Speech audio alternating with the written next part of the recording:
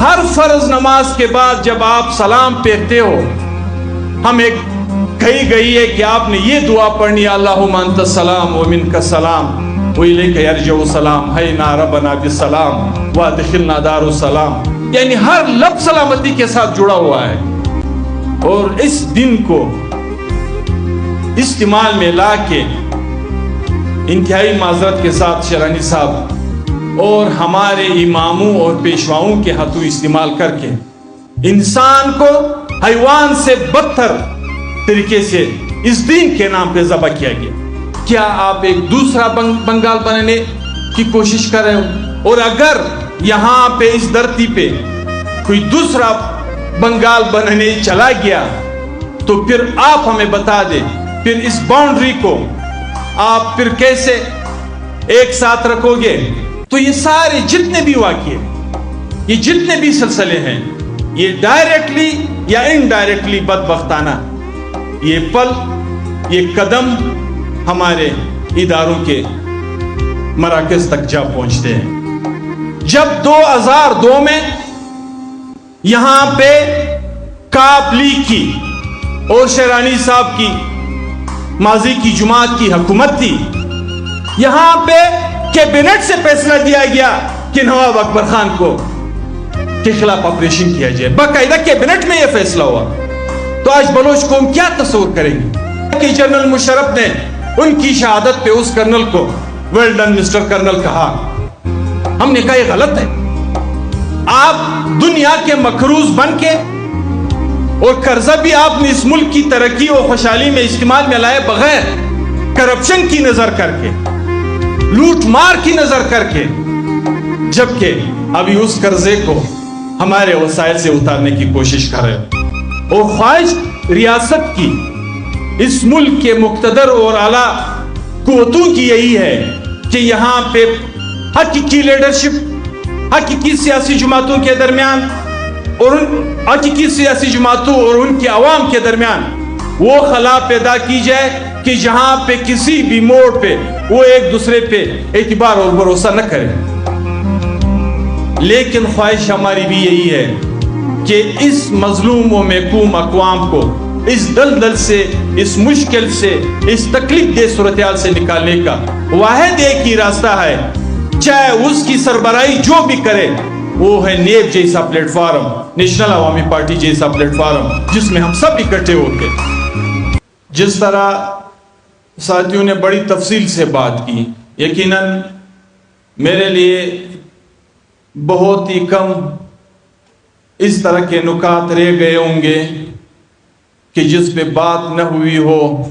اور اس پر میں بات کر کے آپ کے سامنے رکھوں۔ صدارتی مجلس میں مختصر سے الفاظ میں کوشش کرتا ہوں کہ اپنی مجلس کو سمیٹ سکوں، اور آپ سب دوستوں نے تقریباً 6 سے 7 گھنٹے انتظار کر کے ابھی تک تشریف فرما ہو کر جو انتظار کیا ہے اس کو بھی ذہن میں رکھتے ہوئے باتوں کی نچوڑ، تمام مقررین کی نچوڑ، جس حد تک مولانا صاحب کی آخری فلسفیانہ مدبرانہ تقریر کو ملا کے جس بھائی نے جس بھی انداز میں تقریر کی، چاہے اس میں جذباتیت ہو، چاہے اس میں احساس دلانے کی کوشش ہو، چاہے اس میں سمجھانے کی کوشش ہو،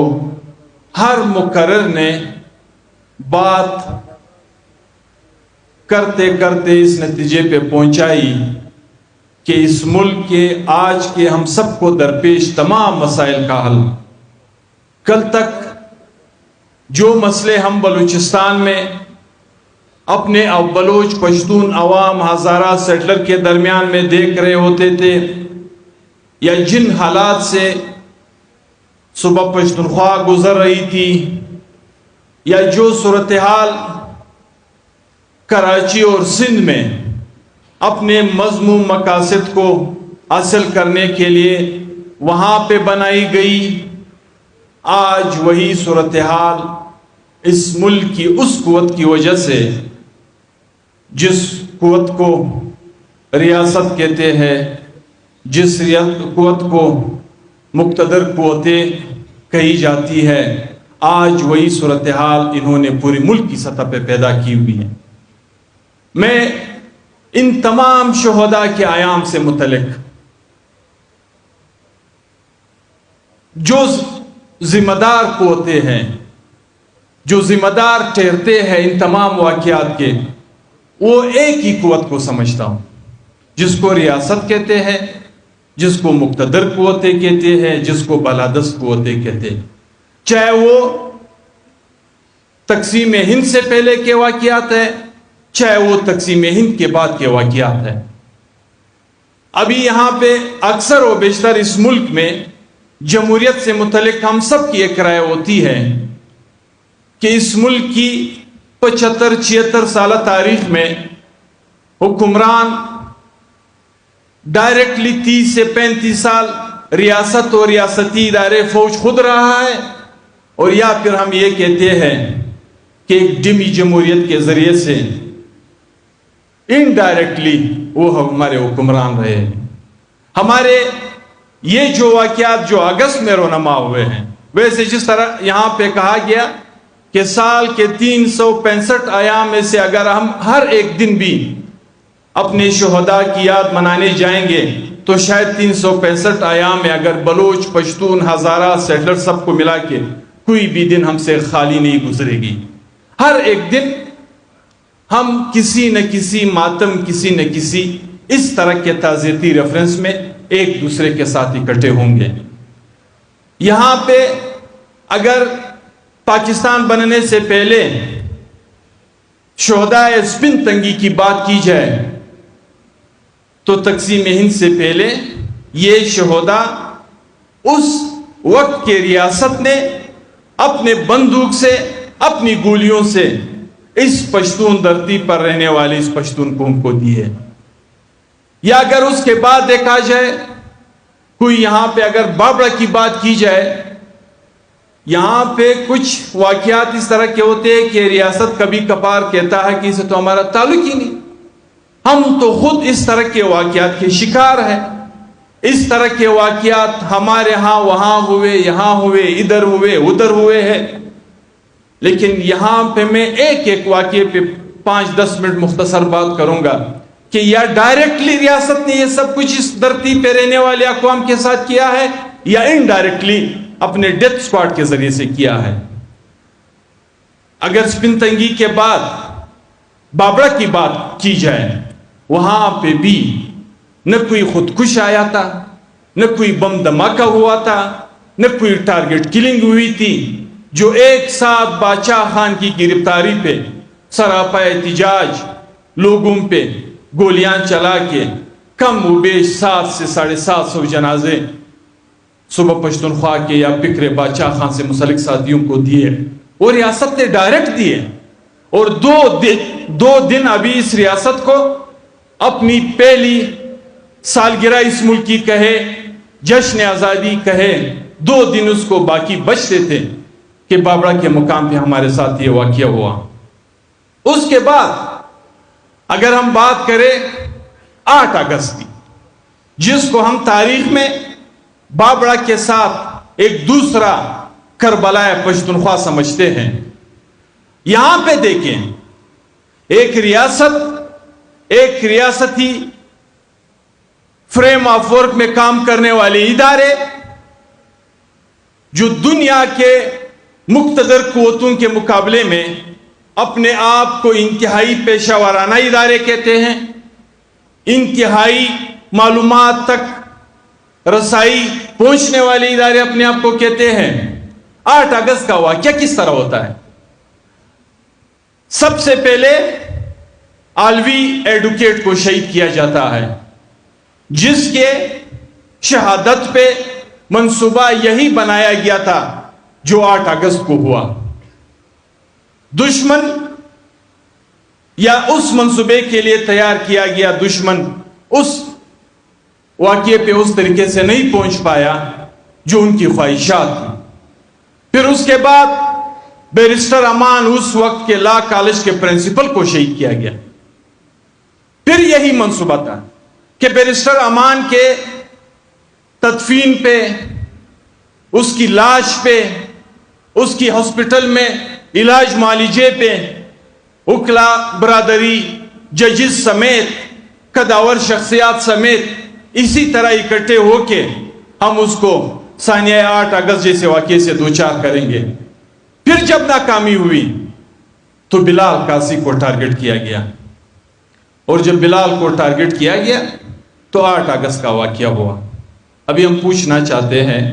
ہمارے وہ ادارے، اس ادارے سے متعلق وہ ٹیلنٹڈ لوگ یا وہ ہر قسم کے آلات سے آراستہ ادارے جو کہتے ہیں کہ ہم آسمانوں میں بھی پتہ اور اندازہ لگا سکتے ہیں کہ ابھی کیا ہونے جا رہا ہے، اور 100 کیا زمین کے آخری حصے تک بھی ہمیں اندازہ ہوتا ہے کہ کوئی کیا منصوبہ بنا رہا ہوتا ہے۔ 3 مسلسل واقعات 8 اگست جیسے واقعے سے دوچار کرنے کے لیے یہاں پہ ہوئے، لیکن اس کا کوئی نوٹس نہیں لیا گیا، کیونکہ یہ ریاست کی خواہش تھی۔ ایسے فوج کو، ایسے شعوری لوگوں کو جس نے بلوچستان میں بلوچستان کے حقوق سے، اس دھرتی سے وابستہ بلوچ، پشتون، ہزارہ سیٹلر اقوام کو کم و بیش مسلسل اس جدوجہد میں اگر 100% نہیں تو کوئی 20-25% یہ شعور دلانے میں کامیاب ہوئے تھے کہ اس دھرتی پہ جج ہمارا کیوں نہیں ہے، ہماری وکیل کی اہمیت کیوں نہیں ہے، ہمارے لوگوں کے خلاف کسی اور کی منشا پہ فیصلے کیوں ہوتے ہیں۔ تو اس طرح کے واقعات سے ہمیں دوچار کر کے تاکہ یہ راستہ ان کے لیے بالکل بند ہی بھی ہو جائے، اور اس راستے سے یہاں پہ کسی مظلوم کی دادرسی بھی نہ ہو۔ ابھی اسی طرح 5 اگست ملک عبید اللہ قاضی کا واقعہ ہے، یعنی عجیب و غریب واقعہ ہے۔ ایک بندہ دن دہاڑے اٹھایا جاتا ہے، دن دہاڑے اس کو اٹھا کے کم و بیش کوئی 2.5-3 پتہ نہیں کتنے مہینے اس کو افغانستان نہیں لے جایا گیا تھا، اس کو ہندوستان نہیں لے جایا گیا تھا، پشین میں، کوئٹہ میں، نوسار میں، جو وہ ہمیں معلومات فراہم کرتے تھے کہ آج اس کی لوکیشن یہاں پہ ہے، پرسوں اس کی لوکیشن وہاں پہ تھی، ترسوں اس کی لوکیشن وہاں پہ تھی۔ لیکن چونکہ ہمارے ان بدبخت لوگوں کو ان ڈیتھ سکواڈوں کے ساتھ اپنا ایک تعلق ہوتا ہے، بہت سے کام انہوں نے ایک دوسرے کے لیے کیے ہوئے ہوتے ہیں، تو اس پہ ہاتھ ڈالنا ان کے لیے انتہائی مشکل تھا۔ نتیجتاً ملک عبید اللہ قاضی کی لاش جس حالت میں پوری قوم نے دیکھی، پارٹی کو ملی یا اس کے خاندان کو ملی، وہ سب آپ کے سامنے ہے۔ اسی طریقے سے 14 اگست خالق داد شہید کا واقعہ ہے، یہ پھر ہمیں اس طرح کا کلیئر کٹ واقعہ ہے جس طرح کا بابڑا کا تھا یا سپنتنگی کا تھا۔ 14 اگست کو جس طرح واقعے پہ کاکا نے بڑی تفصیل سے بات کی، کوئی ٹارگٹ کلنگ نہیں ہوا ہے، کوئی بم دھماکہ نہیں ہوا ہے، اٹھا کے اس کی لاش نہیں پھینکی گئی تھی، بلکہ اس کو شہید کر کے اس احتجاج کے نتیجے میں ادارے خود اس نتیجے پہ پہنچے کہ ڈائریکٹ اس کرنل کے خلاف FIR کاٹا گیا۔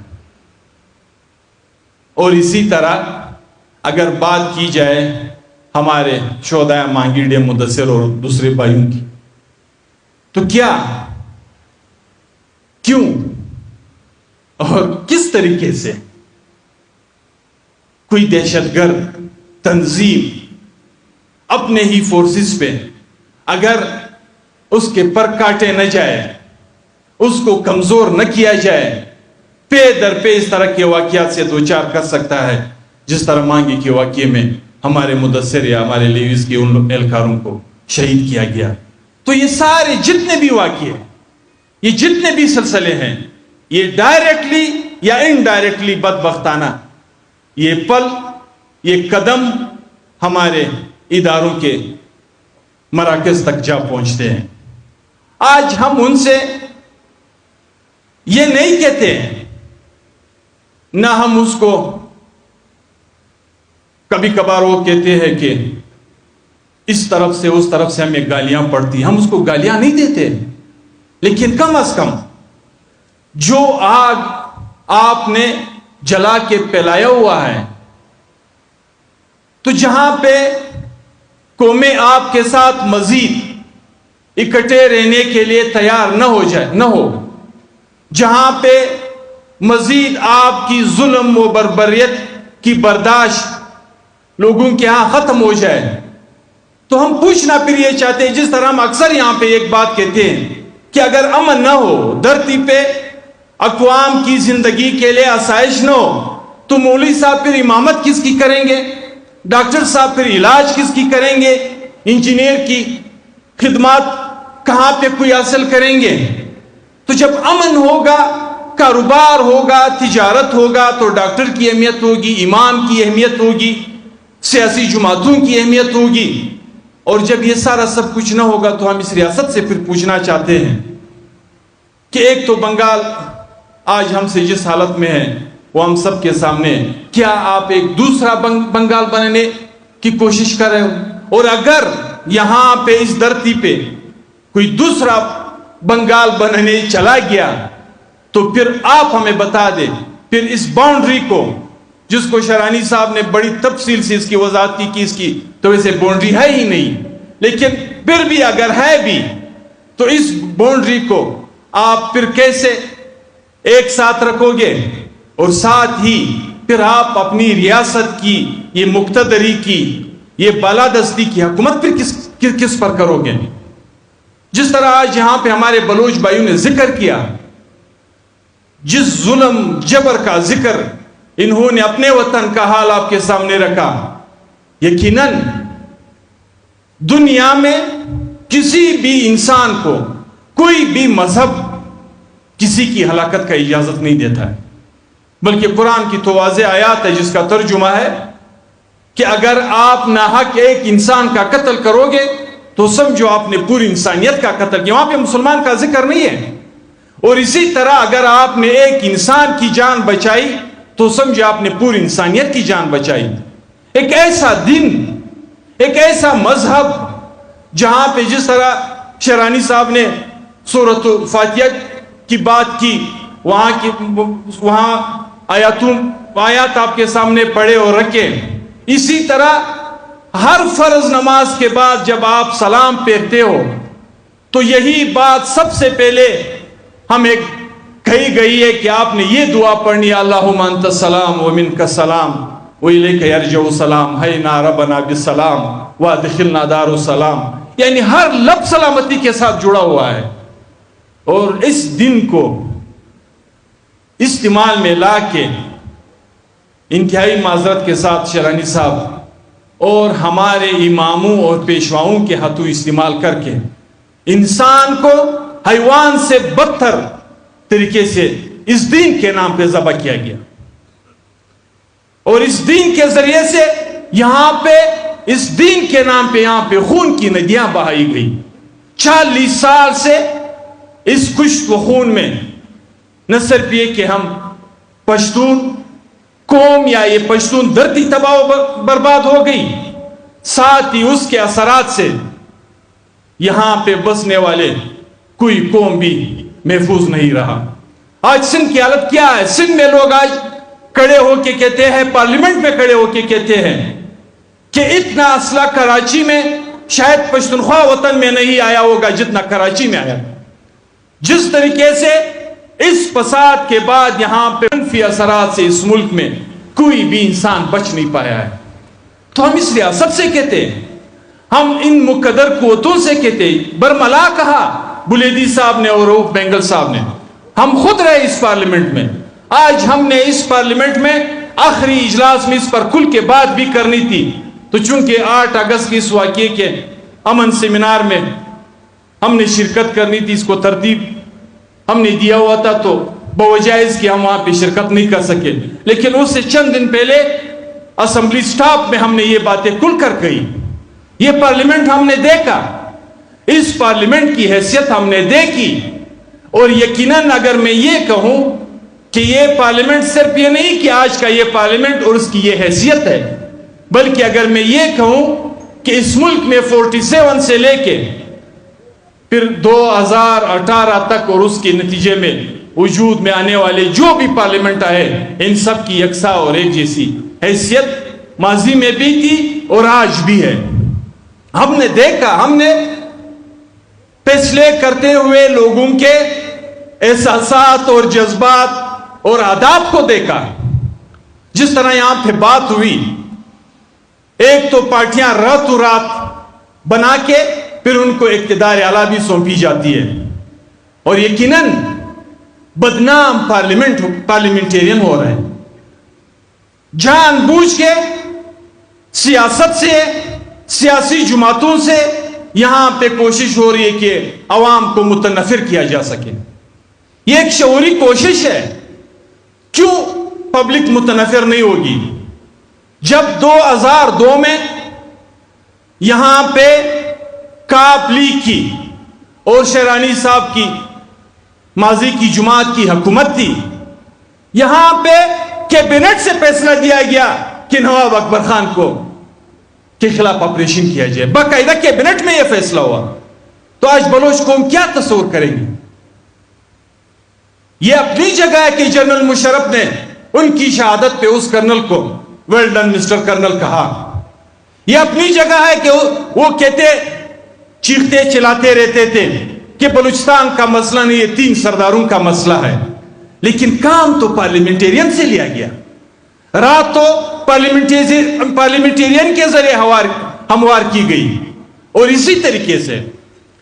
2013 سے 18 کی پارلیمنٹ بلیدی صاحب بیٹھے ہوئے ہمارے سامنے۔ آج جب آپ کے کوئٹہ کے باسی روتے چلاتے رہتے ہیں کہ ہماری زمینوں پہ فوج قبضہ کر رہی ہے ڈی ایچ اے کے نام سے، فلانا نام سے، اور اس کے لیے راہ پارلیمنٹیرین نے ہموار کی، بل ہمارے ذریعے سے لایا گیا، بدنام ہم کو کیا گیا، اور قبضہ زمینوں پہ قبضہ وہ لوگ جما رہے۔ اسی طریقے سے جب ریکارڈنگ کا مسئلہ آیا، اس سے پہلے بلوچستان میں جو کھیل کھیلا گیا، اس پورے کھیل کی ہم چشمدید گواہ ہے، اس پورے ڈرامے کی ہم چشمدید گواہ ہے۔ اور ہم نے ایک بات الحمدللہ ثم الحمدللہ ہم نے ان قوتوں کے سامنے بھی کہی۔ جب ہمیں کہا گیا کہ یہ تبدیلی جو بلوچستان میں ہم لا رہے ہیں یا جو لائی جا رہی ہے، یہ تو ہم نہیں لا رہے، یہ تو بلوچستان کے پارلیمنٹیرین لا رہے۔ تو ان کو میں نے خود کہا، زمر خان ہمارے سارے ساتھی کھڑے تھے، تو میں نے کہا میں یہ مانوں، ہمارے 3 بہنوں کا ہم نے ان کے سامنے نام لیا، یہاں پہ مناسب نہیں ہے، تو میں نے کہا میں یہ مانوں کہ تمہاری بس میں پلاں خاتون پارلیمنٹیرین نہیں ہے، جبکہ تم بڑے دبنگ انداز سے کہتے ہو کہ ہم نے کابل فتح کیا، یعنی کابل فتح کرنے میں دشواری نہیں ہے، اور پلا خاتون جو ہے اس کو اس تبدیلی سے دور کرنے کے لیے آپ کے لیے مشکلات ہیں۔ ہمیں پتہ تھا، اور میں نے پہلی تقریر میں بھی یہ بات اس وقت کہی کہ بلوچستان کی یہ تبدیلی کچھ مخصوص مقاصد کے لیے لائی جا رہی ہے، اور سب سے پہلا مقصد دنیا نے دیکھا جو ریکارڈنگ کا آیا۔ ریکارڈنگ پہ بھی روپ جان آپ یقین کریں، آپ کے اپنے پارلیمنٹیرین سے آپ پوچھ لیں، اس دن بھی ہم نے کل کس کی مخالفت کی، ہم نے کہا یہ غلط ہے۔ آپ دنیا کے مقروض بن کے، اور قرضہ بھی آپ نے اس ملک کی ترقی اور خوشحالی میں استعمال میں لائے بغیر، کرپشن کی نظر کر کے، لوٹ مار کی نظر کر کے، جبکہ ابھی اس قرضے کو ہمارے وسائل سے اتارنے کی کوشش کر رہے ہو۔ کل کے ہم نے اس دن بھی بات کی، لیکن کہا گیا کہ نہیں یہ 25% ہے، یہ فلانا ہے، یہ ڈھنگا ہے، یہ وہ ہے۔ آج مردم شماری کی بات ہے، یعنی کتنا سازش ہوا، یہ کوشش کی جا رہی ہے۔ یہ جو بلوچستان یونیورسٹی کا واقعہ ہے، روپ جان میں ہاتھ جوڑ کے کہتا ہوں، آپ کو بھی، جان بلیدی صاحب کو بھی، ایک کوشش اس وقت ہوئی جب مردم شماری ہو رہی تھی، تو ایک پیغام بلوچ بیلٹ کو دیا گیا کہ پشتونوں نے بڑی تیاری کے ساتھ مردم شماری کرنے کا ارادہ کیا ہوا ہے، تو لہذا آپ مردم شماری میں اس طرح حصہ لے کہ خدا نخواستہ ہم پشتونوں کے ہاتھوں اقلیت میں تبدیل نہ ہو جائے۔ جب وہ مرحلہ گزرا، بات یہاں تک آئی، میں نے یہ بات بلوچ پارلیمنٹیرین سے اسمبلی میں بھی کہی، بارہا کہی، کہ یہ پورا کھیل ہے، آپ کو لڑانے کا ایک پورا بندوبست ہے یہ۔ پھر یہاں سے آوازیں اٹھنی شروع ہو گئی۔ میں نے اپنے پشتون پارلیمنٹیرین کو بھی کہا کہ یار اس مسئلے میں آپ وفاق کو، آپ سینسس ڈپارٹمنٹ کو بے شک ہدف بنائیں، لیکن اس کی لنکس بلوچ قوم کے ساتھ نہ جوڑیں، اس بات پہ خدا نہ خواستہ بلوچ پشتون مسئلہ پیدا نہ کرے۔ میں نے کہا میں آپ سے پوچھنا چاہتا ہوں، چمن سے لے کے جوب لورلائی تک کس ٹیچر کو کسی نے روکا کہ آپ نے آگے مردم شماری نہیں کرنی ہے، یا آپ نے یہ مردم شماری غلط کی ہے؟ اگر اس نے کی اچھا کیا ہے، 5 سیٹیں اگر بڑھتی ہے بے شک بڑھے اس کی طرف، لیکن کم سے کم اس مردم شماری کو اپنا وہ بنا کے خدا نخواستہ بلوچ قوم کے ساتھ ہماری دوبارہ نفرت کی فضا پیدا نہ ہو جائے۔ ابھی یہ جو سی سی آئی کی حالیہ میٹنگ ہوئی، انہیں ہم گلہ کس سے کریں؟ ابھی آج بلوچستان اسمبلی میں زمرک خان نے مجھے کہا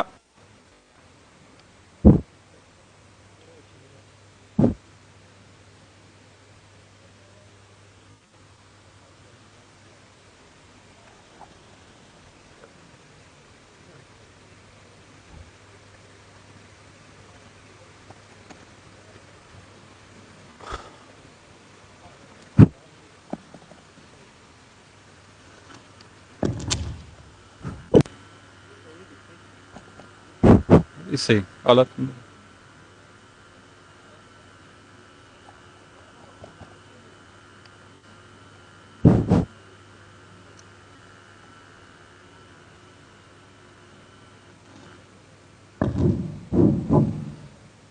آج زمرک خان نے مجھے بتایا کہ بلوچستان اسمبلی میں قرارداد آئی ہے، تو میں نے کہا زمرک خان آپ ذمہ دار کس کو ٹھہرائیں گے اس بے انصافی پر جو بلوچستان کے ساتھ ہوئی ہے؟ میں یہ بات نہیں کرتا ہوں کہ اس میں بلوچ ڈسٹرکٹ کو کتنا کاٹا گیا ہے اور پشتون ڈسٹرکٹ کو کتنا کاٹا گیا ہے، لیکن اوورآل جو بلوچستان کے ساتھ آتی ہوئی ہے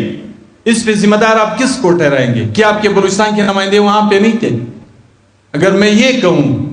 کہ آج چیئرمین سینٹ پورے بلوچستان کو ایک انگلی پہ نچوا رہا ہے، چاہے قوم پرست ہے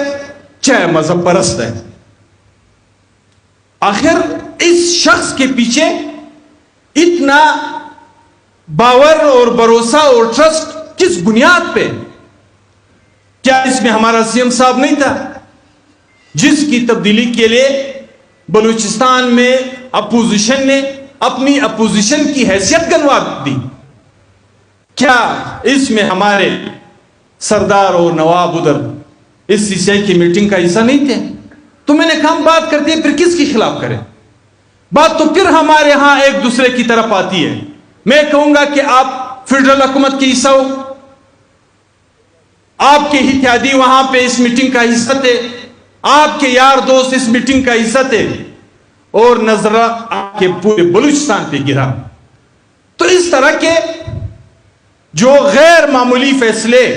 ہم کرتے ہیں تو یقیناً ریاست اور ریاستی ادارے ہمارے عوام کو ہمارے خلاف متنفر کرنے میں 20 تو کیا 50 تو کیا 100% کامیاب ہو جائیں۔ وہ دیکھیں گے گراؤنڈ ریالٹی پہ، جس طرح جان صاحب نے کہا آج آپ کے جو کیئر ٹیکر بن رہے ہیں اس پہ کون سی سیاسی تدبر یا آئینی تقاضے پورے کیے جا رہے ہیں، یا جو ماضی میں اس طرح کے فیصلے ہوئے تھے؟ تو یقیناً ہمیں ابھی سوچنا ہوگا کہ یہ جو ہم سے بیگانگی اور دوری کی طرف ہمارے اپنے عوام، نہ ہم اس کو ابھی بادشاہ خان کے نام پہ لا سکتے ہیں، نہ رہبر تحریک اور ان کی اس کردار کو ان کے سامنے رکھ کے اس پہ لا سکتے ہیں، نہ ہم سردار عطا اللہ خان کی کردار کی بنیاد پہ اس کو اپنے ساتھ جوڑ سکتے ہیں، نہ میر غوث بخش بزنجو کی کردار کی بنیاد پہ اس کو اپنے ساتھ جوڑ سکتے ہیں، کیونکہ وہ ہمارے کردار کو دیکھتے ہیں۔ اور جب ہمارے کردار میں اس طرح کے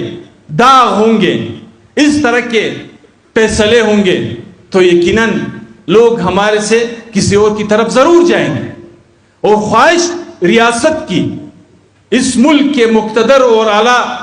قوتوں کی یہی ہے کہ یہاں پہ حقیقی لیڈرشپ، حقیقی سیاسی جماعتوں کے درمیان اور حقیقی سیاسی جماعتوں اور ان کے عوام کے درمیان وہ خلا پیدا کی جائے کہ جہاں پہ کسی بھی موڑ پہ وہ ایک دوسرے پہ اعتبار اور بھروسہ نہ کرے۔ تو اس طرح کے حالات سے بچنے کے لیے یقیناً ہمیں سب سے پہلے اپنی جماعتوں کے اندر اپنے پارلیمنٹ کی کردار، اپنے پبلک کے درمیان کے کردار کو اس طرح کے بنا کے رکھنا ہوگا کہ وہ جس طریقے سے وہ خان عبد الولی خان پہ، باچا خان پہ، اسفندیار ولی خان پہ، سردار عطا اللہ خان پہ، غوث بخش بزنجو پہ، نواب خیر بخش مری پہ اعتبار اور بھروسہ کرتے تھے، ان کو ایک بات کی 100% یقین تھا کہ یہ کچھ بھی ہو جائے، یہ خدا نخواستہ ہماری سودا نہیں کریں۔ اور اگر اس طرح حکومتی مراعات اور مفادات کے لیے ہم بھیک مانگیں گے اور اس طریقے سے اقتدار کے ایوانوں تک پہنچیں گے جو طریقہ کار یہاں پہ ہم سب کے سامنے ہیں، تو یقیناً جس دلدل میں پھنسے ہوئے اسے مزید دلدل کی طرف جائیں گے۔ یہاں پہ بیانیے تبدیل ہو رہے ہیں، یہاں پہ آپ کے مطلب میں کیا کہوں، افغانستان کی حالات پہ بات کرے، شیر علی صاحب تو بہت پہلے کہا کرتے تھے کہ میں نے ادھر نہیں ادھر جا کے ان لوگوں کو کہا کہ یہ جنگ تمہاری نہیں ہے، تم اس کے ایندھن ہوں گے، تم کو استعمال کیا جائے گا، یہ جنگ کسی اور کی ہے۔ آج ہم دیکھ رہے ہیں وہاں کی حالت کی وجہ سے یہاں پہ پڑے ہوئے اثرات کو۔ تو یقیناً ہماری بھی یہی خواہش ہے، ذمہ داری ہماری شاید اتنی نہیں ہے، لیکن خواہش ہماری بھی یہی ہے کہ اس مظلوم و محکوم اقوام کو اس دلدل سے، اس مشکل سے، اس تکلیف دہ صورتحال سے نکالنے کا واحد ایک ہی راستہ ہے، چاہے اس کی سربراہی جو بھی کرے، وہ ہے نیب جیسا پلیٹ فارم، نیشنل عوامی پارٹی جیسا پلیٹ فارم، جس میں ہم سب اکٹھے ہو کے اس دھرتی کے لیے، اس دھرتی پہ بسنے والے اپنے اقوام کے لیے اتحاد و اتفاق کے اس راستے کو اپنائے کہ جہاں پھر یہاں پہ نہ کوئی ظلم ہو، نہ کوئی زیادتی ہو، نہ کوئی بے انصافی ہو، نہ پارلیمنٹ کی وقار پہ کوئی آنچ ہو، نہ ہمارے وسائل کو لوٹنے کا کوئی ارادہ کر سکتے ہو۔